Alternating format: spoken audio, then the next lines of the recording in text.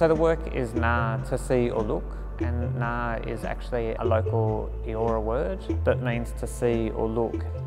So the work itself is looking very specifically at the site of the MCA. It's a work that's looking at the traditional owners of this site, so the Gadigal people of the Eora Nation, and it's looking specifically at their language and also looking at a very particular moment in time when the world's oldest living culture sort of collided with the British Empire.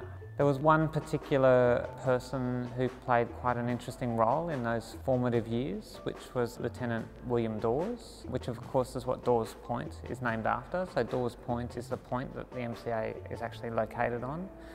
And he was stationed up on the hill with a small observatory, and his job was to observe the stars and chart the weather conditions, and in many ways he was quite an isolated person out there.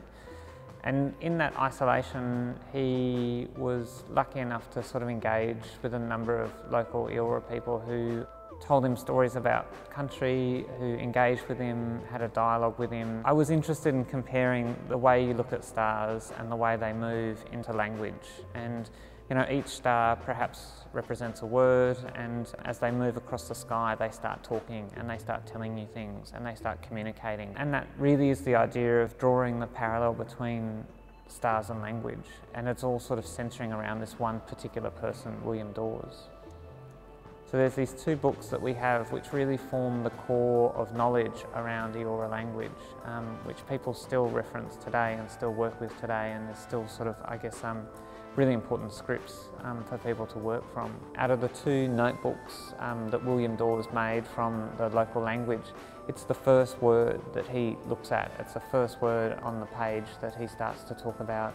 You know, that very simple idea of to see or look, and coming at the world from different cultural parameters. To see or look is a really important idea to circulate on, and you know, it really contextualises itself within a gallery context.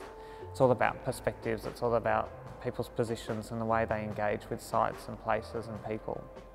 Every work that's site-specific involves a kind of starting afresh, and so sitting down and looking at the site and looking at the stories and thinking about what are the really valuable elements that I'm interested in drawing to the surface. So this project really was, you know, interested in recognising the site's history, and in a way one of the key things that I wanted to highlight was that Eora and Gadigal people and, you know, the local Sydney community have never gone away. They're like the stars themselves. They're still there. It's like the landscape. The landscape might have been shifted and moved around, but those people are still there, the culture's still there, and the language is still there. It's still embedded within the framework of how we see the place. And so for me to start thinking about that, I started looking at some of those histories, thinking about Dawes, thinking about those relationships, and just thinking about how they sort of have some implications or they resonate today. For this project in particular, it was talking to some of those key individuals who are descendants, but also people who are linguists, experts in this area, and also looking at the night sky and trying to understand how the sky had changed in 225 years, or if it had changed at all. But also looking at getting a photograph from this site. So actually working with an astrophotographer to take a picture from this site, from this building, of the night sky, and trying to understand exactly what Dawes would have seen, and putting ourselves sort of in his shoes, if you like. And it was that image that then went on and informed the actual design layout of this work.